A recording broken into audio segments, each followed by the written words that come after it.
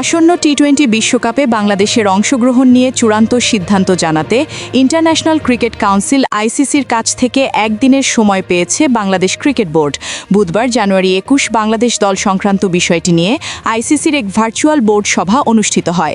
সভায় বিসিবির পক্ষে প্রতিনিধিত্ব করেন সংস্থাটির সভাপতি আমিনুল ইসলাম। এছাড়া সভায় উপস্থিত ছিলেন পাকিস্তান ক্রিকেট বোর্ডের chairman Mohsin Naqvi, board of control for cricket in ইন্ডিয়ার বিসিসিআই এর সচিব দেবজিৎ সাইকিয়া সহ বিভিন্ন দেশের ক্রিকেট বোর্ডের প্রতিনিধিরা। আইসিসির পক্ষে ছিলেন সংস্থাটির প্রধান নির্বাহী কর্মকর্তা, হেড অফ ইভেন্টস এবং লিগ্যাল অফিসার। বাংলাদেশের পক্ষ থেকে নিরাপত্তাজনিত শঙ্কার কারণে ভারতে গিয়ে টি-20 বিশ্বকাপ খেলতে অনীহা প্রকাশ করা হয়। এই বিষয়টি নিয়ে সভায় বিস্তারিত আলোচনা হয় এবং সমাধানের লক্ষ্যে আইসিসি বোর্ড সভায় ভোটাভুটিও অনুষ্ঠিত হয়। ভোটাভুটিতে বাংলাদেশের পরিবর্তে বিশ্বকাপে বিকল্প দল অন্তর্ভুক্ত করার সিদ্ধান্ত নেওয়া হয়েছে বলে জানা গেছে। তবে এই সিদ্ধান্ত তাৎক্ষণিকভাবে কার্যকর করা হচ্ছে না।